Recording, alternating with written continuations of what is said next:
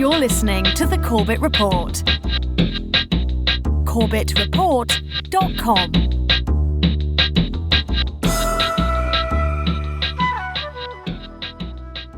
Many people believe public relations is press agentry, flackery, publicity. Public relations is not that. It is a two-way street, advising the client on attitudes and actions to win over the public on whom viability of the unit depends, and then educating, informing, and persuading the public to accept these social goods, ideas, concepts, or whatever. Welcome to episode 33 of the Corbett Report. Meet Edward Bernays. What you have just been listening to is in fact an audio recording of Edward Bernays, a man who you have likely never heard of. There's no reason to feel ashamed of that. In fact, very few people probably know of Mr. Edward Bernays, although his influence on the 20th century cannot be underestimated, and his ideas still persist with us today in the 21st century. The fact that he's little known is rather ironic, considering this, the opening lines of one of his most famous works, from Chapter 1, called Organizing Chaos. The conscious and intelligent manipulation of the organized habits and opinions of the masses is an important element in democratic society. Those who manipulate this unseen mechanism of society constitute an invisible government, which is the true ruling power of our country. We are governed, our minds are molded, our tastes formed, our ideas suggested, largely by men we have never heard of. As I say, those are the opening words to Edward Bernays' most famous writings, a 1928 book called Propaganda.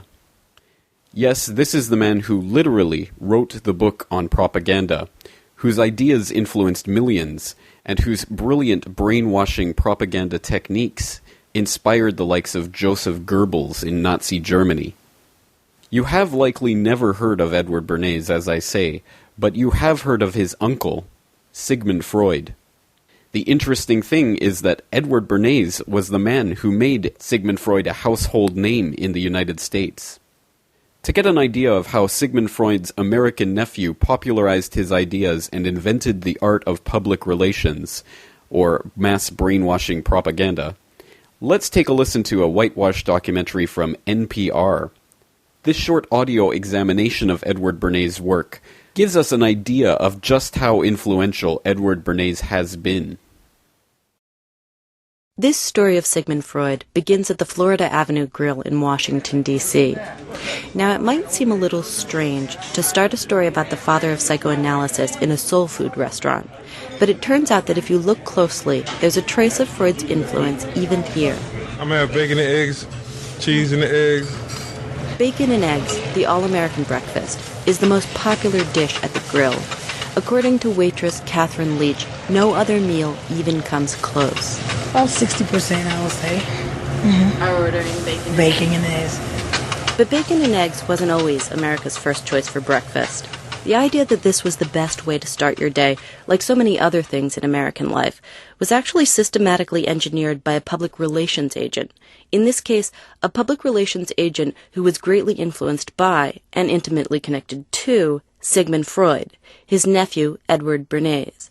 Bernays grew up in America, but spent each summer walking the hills of Austria with his famous uncle, and during those outings he absorbed many lessons about the inner workings of human psychology, including, says Stuart Ewan, history professor at Hunter College, the conviction that one of Western civilization's most basic assumptions about human nature was deeply flawed.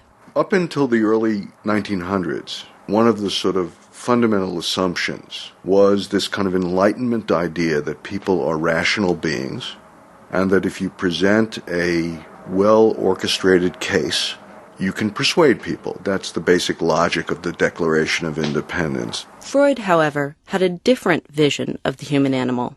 He believed that people weren't rational at all, despite their apparently civilized exterior. Underneath it is this sort of turmoil of instincts and of unconscious desires and those kinds of things, although repressed, still exert an enormous power over the way people act. Sex, aggression, security, self-preservation.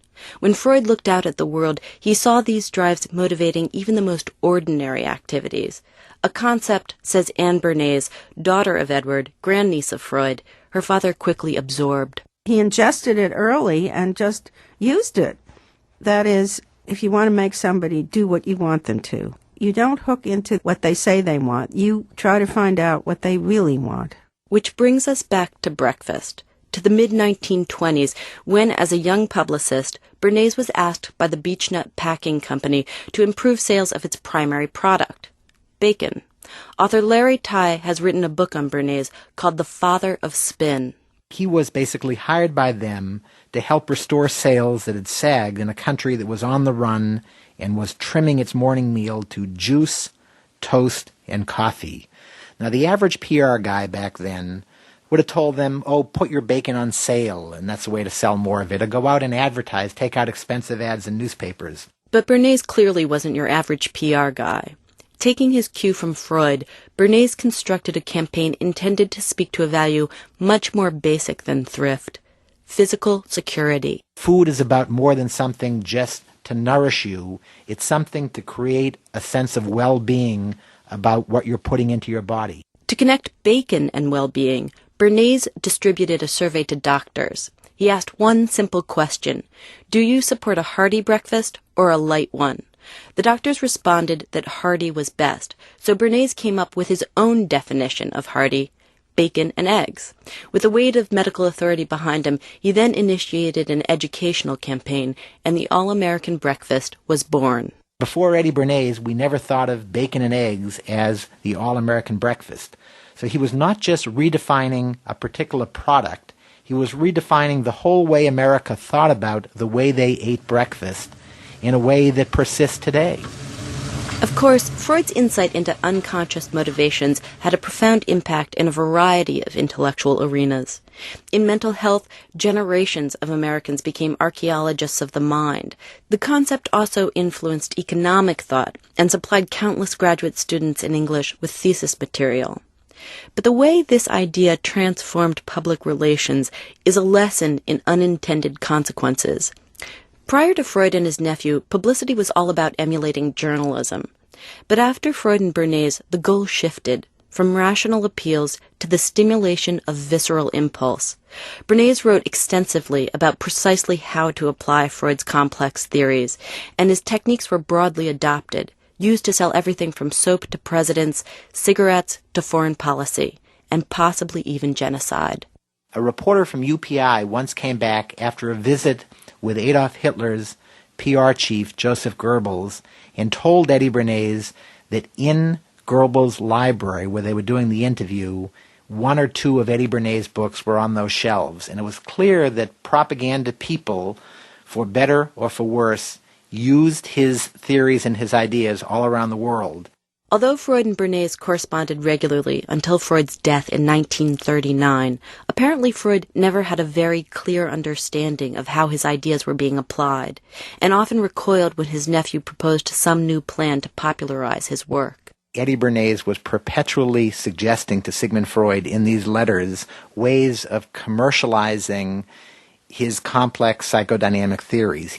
He offered at one point to help Sigmund Freud make a whole lot of money if he could sort of put him into quick ditties that housewives and that busy people could sort of remember these take-home messages. Freud quickly declined Bernays' offer. His biographer, Larry Tye. Freud saw this as consummately American and just vulgar, and that's probably the way he would have seen if he had understood all the real ramifications of public relations and the way the career developed. I think Freud would have been shocked and outraged by a lot of what happened, but he also would have thought that was America and that was his nephew. Although Bernays was tremendously proud of his work, in time he too found himself disturbed by how his ideas and techniques were employed by people with whom he disagreed. Anne Bernays. He thought it was going to be used well, this kind of manipulative power. He thought or hoped that it was going to be used only for the good of everybody. which I think is unrealistic. Today, focus groups and opinion polls are used throughout the world to mine the subterranean desires of the consumer. Marketers use MRI machines to peer inside the brain. There are instruments that track eye movements, pulse, skin temperature, all in an effort to better understand emotional response. And despite the fact that we live in the so-called information age, much of the material that bombards us, that tells us what to eat, who to vote for, what to wear, how to feel about war, is not, says Professor Ewan, intended to appeal to our minds. It's not that the public is incapable of thought, it's that the kind of material that's being shoveled in our direction is designed to bypass thought. And for that we can thank, at least in part, Sigmund Freud. For NPR News, I'm Elise Spiegel in Washington. As I say, despite the fact that that audio excerpt has some interesting information about Bernays, it ultimately amounts to little more than a whitewash. I think that's evident from the way that his daughter, Anne Bernays, attempts to spin his legacy. Let's listen again to the comments that Anne Bernays makes about her father, someone who I think we could agree has a vested interest in maintaining his reputation.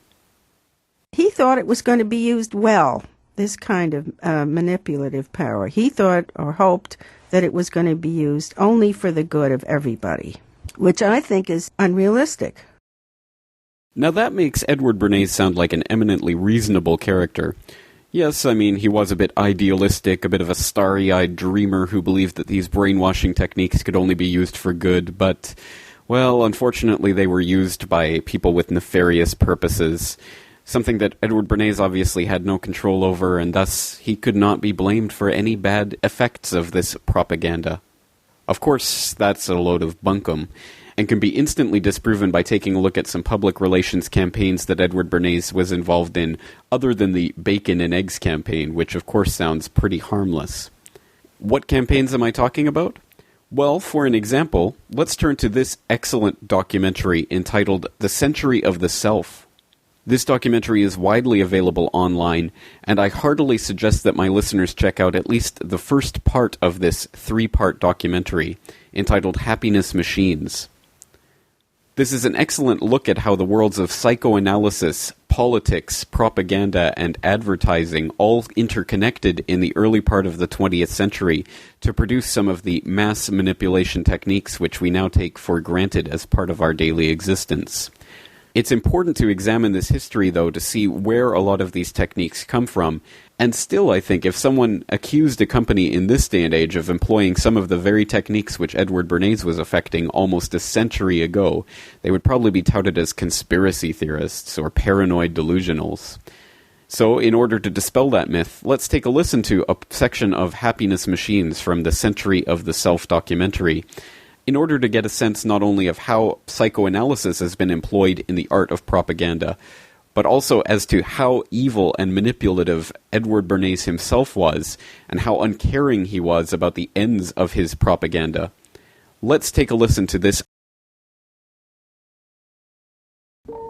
Bernays set out to experiment with the minds of the popular classes.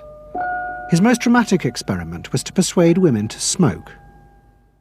At that time, there was a taboo against women smoking, and one of his early clients, George Hill, the president of the American Tobacco Corporation, asked Bernays to find a way of breaking it. He said, we're losing half of our market because men have invoked a taboo against women smoking in public. Can you do anything about that? I said, let me think about it. And then I said, have I your permission to see a psychoanalyst to find out what cigarettes mean to women? He said, what'll it cost? So I called up Dr. Brill, A.A. Brill, who was a leading psychoanalyst in New York at that time. How come you didn't call your uncle? Why didn't you call your uncle? Because he was in Vienna. A.A. Brill was one of the first psychoanalysts in America, and for a large fee he told Bernays that cigarettes were a symbol of the penis and of male sexual power. He told Bernays that if he could find a way to connect cigarettes with the idea of challenging male power, then women would smoke, because then they would have their own penises. Every year, New York held an Easter Day parade to which thousands came. And Bernays decided to stage an event there. He persuaded a group of rich debutantes to hide cigarettes under their clothes. Then they should join the parade, and at a given signal from him, they were to light up the cigarettes dramatically. Bernays then informed the press that he had heard that a group of suffragettes were preparing to protest by lighting up what they called torches of freedom.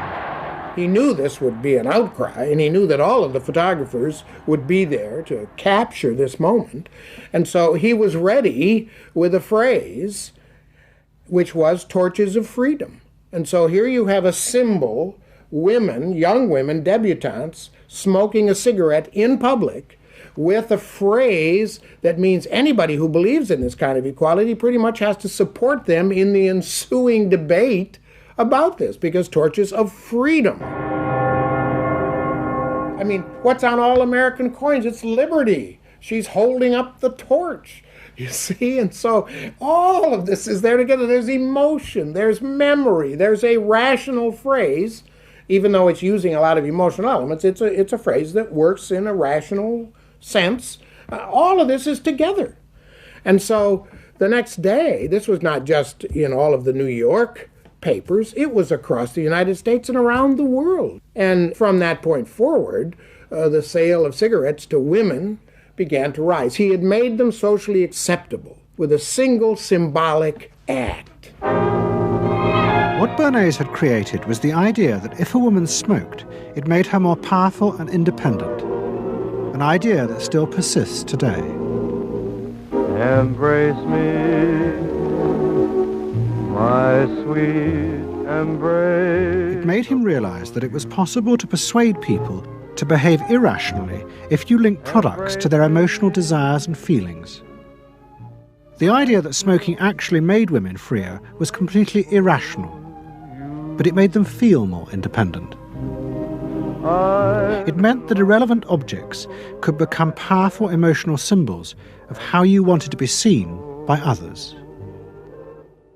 Eddie Bernays saw the way to sell product was not to sell it to your intellect, that you ought to buy an automobile, but that you will feel better about it if you have this automobile. I think he originated that idea, that they weren't just purchasing something, but they were engaging themselves emotionally or personally in the product or service. That it's not, you think you need a new piece of clothing, but you'll feel better with the piece of clothing. That was his contribution in a very real sense. We see it all over the place today, but I think he originated the idea of the emotional connect to a product or service. So here we have the father of propaganda and spin, Edward Bernays, using an ingenious brainwashing propaganda technique in order to sell a deadly product to a half of the population who had previously been free from the clutches of the tobacco peddlers by a social taboo. The breaking down of that taboo can be traced directly back to Edward Bernays' PR stunt at the Easter Day Parade in New York, and indeed it was devastatingly effective. That's just one example of the numerous examples of how Edward Bernays used his skill in media manipulation to sell a deadly product to an unsuspecting public. What other examples exist? Well, let's listen to an interview with Christopher Bryson, a former BBC reporter who wrote a book about how that deadly poison, sodium fluoride and stannous fluoride, ended up in our drinking water. A recent Scientific American article about fluoride has only confirmed what scientists and researchers have known about that chemical for decades, namely that it is a poison which may be doing irreparable damage to our bodies, including adverse effects on the bones, the brain, the thyroid gland, and, yes, the teeth. What the Scientific American article leaves out is what most people have left out for a long time regarding fluoride, namely 3 important facts. One, that fluoride was put into the water in the concentration camps in Nazi Germany and the gulags in Russia in order to create a docile worker, as that is one of the effects of this dangerous compound. 2, that sodium fluoride used to be a common ingredient in rat poisons and roach poisons in the United States. And 3, that fluoride is in fact a hazardous industrial waste byproduct, that is created, among other things, in the production of aluminum, and that the first people to heavily influence the debate about fluoridating water was the aluminum industry, which was looking at a way of gaining public acceptance of the growing pollution of fluoride in the water supplies around aluminum factories. Christopher Bryson's book, The Fluoride Deception, reveals these facts and many more about this dangerous compound. But another fact that his book uncovers is the link between Edward Bernays and the fluoride deception. The book makes clear for the first time that the selling of fluoride to the American public was done by the best in the business, by the father of public relations, Edward Bernays. Edward Bernays is Sigmund Freud's nephew, and he was a Machiavellian genius, small in size, yet cast a towering shadow over the 20th century. Bernays understood that there was a liberal sentiment coursing through the 20th century, and that if you could hitch your commercial wagon to that star, then you could make your clients a lot of money. In 1916, Bernays had suffragettes march in the Easter parade in New York City holding cigarettes as torches of liberty. And he cooked up that scheme on behalf of the American Tobacco Company and its director, George Hill, who was paying Bernays' salary. Well, my book uncovers correspondence between Bernays and the National Institutes of Dental Research. Bernays was asked to come to Washington by the NIDR to help create their PR campaign to sell fluoride to the nation.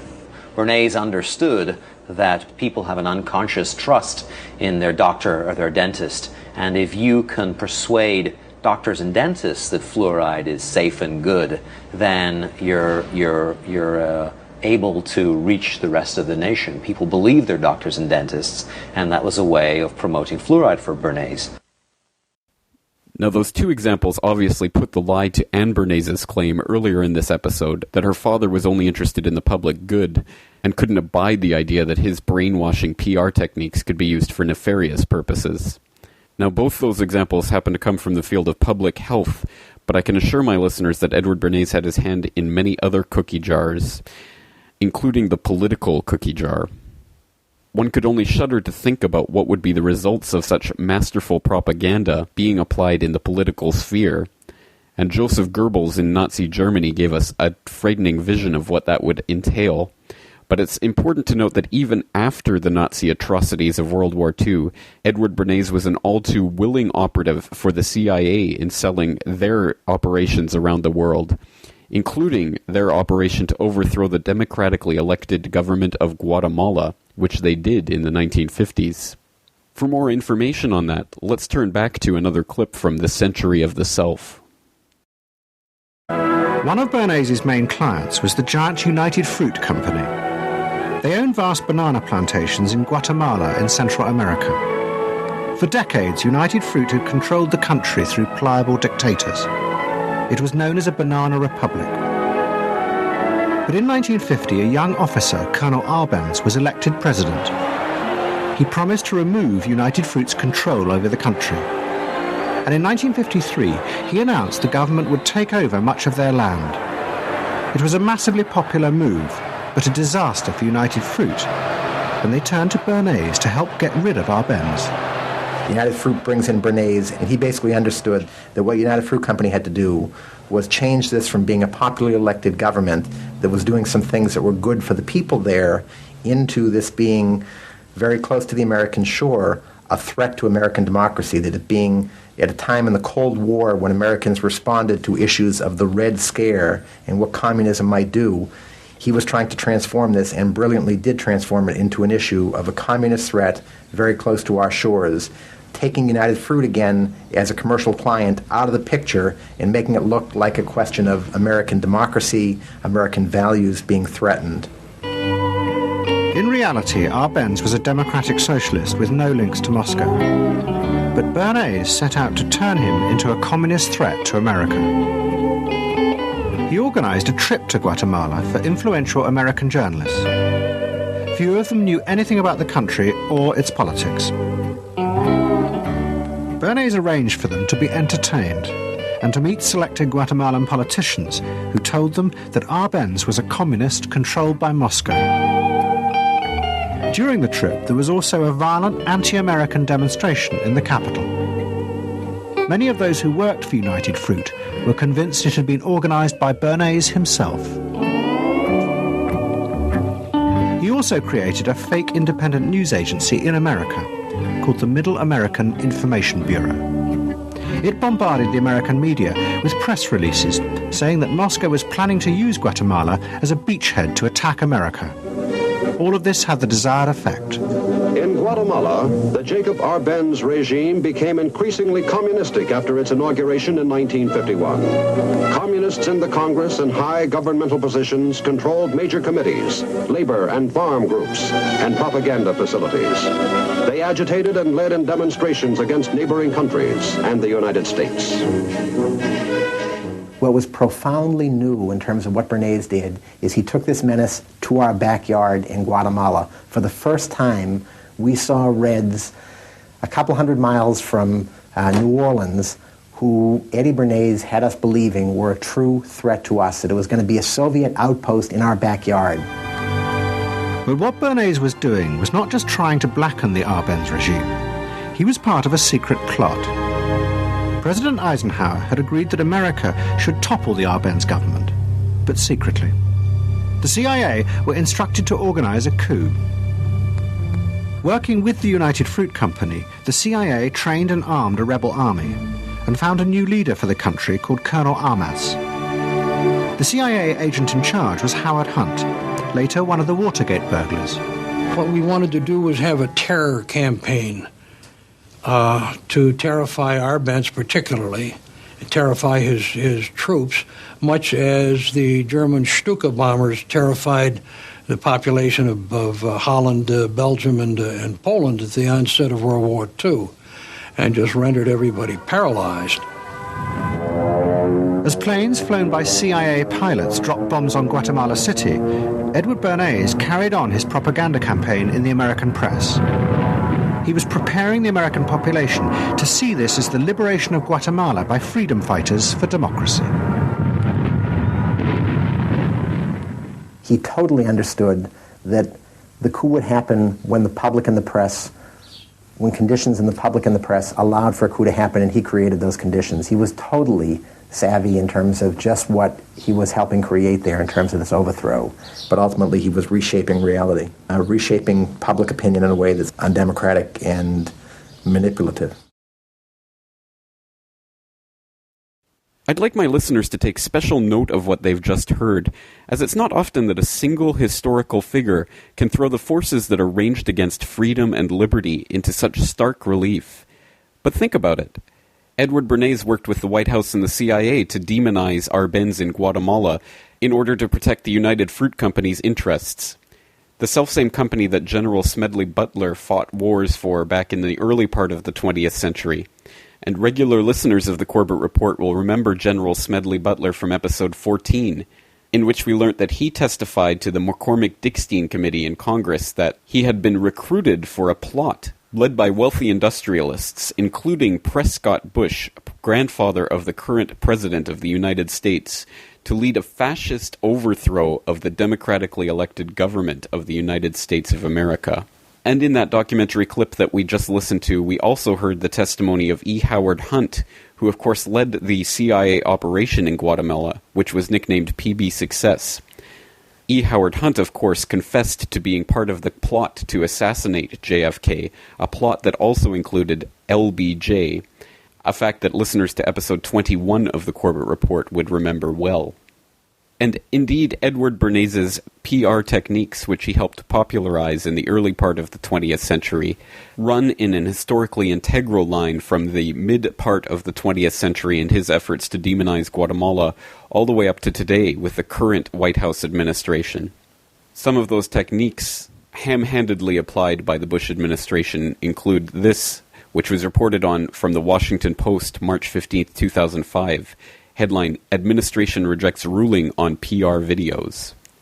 Quote, The Bush administration, rejecting an opinion from the Government Accountability Office, said last week that it is legal for federal agencies to feed TV stations prepackaged news stories that do not disclose the government's role in producing them. That message, in memo sent Friday to federal agency heads and general counsels, contradicts a February 17th memo from Comptroller General David M. Walker. Walker wrote that such stories, designed to resemble independently reported broadcast news stories so that TV stations can run them without editing, violate provisions in annual appropriations laws that ban covert propaganda. End quote. What that article refers to, of course, is a 2005 scandal regarding the Bush administration buying propaganda time on broadcast news to run stories edited and produced by the White House without proper sourcing so that viewers would think they were actually watching real news. Now, that 2005 scandal involved $250 million being spent by the White House in placing these stories in the network news, and since that time the practice has continued unabated. Now, ham-handed attempts at placing news stories like that obviously do not hold a candle to the masterful techniques of a genius like Edward Bernays, but they at least show the ready willingness of the current administration to use whatever techniques they can to brainwash the public. And of course, who can forget this scandal from late 2007 regarding the Federal Emergency Management Agency's response to the wildfires which were then raging in California? After faking a news conference, instead of facing the usual grilling from journalists, the Emergency Management Agency had its own employees, you see them sitting down right there, pretend to be reporters and ask the questions. Well, now the White House is responding. It is not a practice that we would employ here at the White House, or that we certainly don't condone it. We didn't know about it beforehand. FEMA has issued an apology saying that they had an error in judgment when they were attempting to try to get out a lot of information to reporters who were asking for answers to a variety of questions in regards to the wildfires in California. It's not something I would have condoned, and they, I'm sure, will not do it again. NBC's Jeannie Ohm is live at the White House. Jeannie, FEMA calls it an error in judgment. I understand the Department of Homeland Security says something very different. You're right. This is a story that is growing ever since it was first published in the Washington Post. The White House said they had just heard about it then. Well, this afternoon, there was a strong response from the Department of Homeland Security, which oversees FEMA. And I want to read part of it. Quote, "This is inexcusable and offensive, and stunts like this will not be tolerated or repeated. It was a lapse of judgment, and we find it offensive, and it won't happen again." Laura Keener added that, in fact, the senior leadership is now taking a look at whether FEMA staff will be reprimanded over this incident. So certainly it's not the kind of press FEMA was looking for. They were really trying to show that they had learned from the mistakes of Hurricane Katrina and were really being proactive, very quick on its feet to respond to the wildfires in California. Instead, now a lot of people talking about this staged news conference earlier in the week. And Jeannie, kind of explain the details. My understanding is, of course, that they called this press conference, very quickly with only 15 minutes to go. And so that didn't give reporters the chance to actually show up. And then I guess there was a call-in that reporters could call into, but they said no questions. Well, then who was asking the questions at the press conference? Yeah, you're absolutely right. Around here, when you give 15 minutes notice, that's clearly not enough time for any crews to get in position. So the video feed was actually provided by FEMA. So you didn't have reporters getting to the briefing. They did provide an 800 number, but you couldn't even ask questions. So who was asking the questions? It was actually FEMA staff, including some people who work in public affairs. A total of 6 questions were asked. Questions such as, how is FEMA doing? Have they improved from their lessons? So there certainly was no follow-up that you would typically expect once you get a standard response, trying to find out more probing questions, if you will. All right, NBC's Jeannie Ohm, thank you so much. But of course, FEMA is a perfectly respectful organization that deserves our full trust, and you definitely shouldn't go to geopoliticalmonitor.com and look at the background or article about U.S. FEMA camps, because I'm sure they're building these secretive concentration camp-like structures for good purposes only. Couldn't possibly have anything to do with what would happen in the event of martial law. And again, don't look into Infraguard and the people who are in the Infraguard system telling reporters that they've been given orders to shoot to kill in the event of the implementation of martial law, because none of that information is important. All kidding aside, I hope what this episode has illustrated is that people in positions of power have been polishing their PR techniques over the last century, making sure they're just right so that we can be easily enough manipulated that we'll go along with anything, even the implementation of martial law. The case of Edward Bernays is an instructive one, and there are other examples out there. Please let us know about your research into this topic by going to the CorbettReport.com blog and leaving some details about your research in the comment section under the Episode 33 blog entry. In closing, I'd just like my listeners to reflect on Edward Bernays' comments that there is a secret elite ruling the masses by manipulating their opinions without them even knowing about it. And to ask yourself if you would trust Anne Bernays in her assessment that her father was only interested in the public good. Perhaps we'll leave the final word in this episode to Anne Bernays. Let's listen to what she said about her father in a different interview in a particularly candid moment. Thank you again for joining me, and join me again next week for another edition of the Corbett Report. He knows everybody. He knows the mayor, and he knows the senator, and he calls politicians on the telephone, as if he did get literally a high or a bang out of doing what he did. And that's fine, but it can be a little hard on the people around you, especially when you make other people feel stupid. People who worked for him were stupid, and children were stupid, and if people did things in a way that he wouldn't have done them, they were stupid. It was a word that he used over and over and over, dope and stupid. And the masses? They were stupid.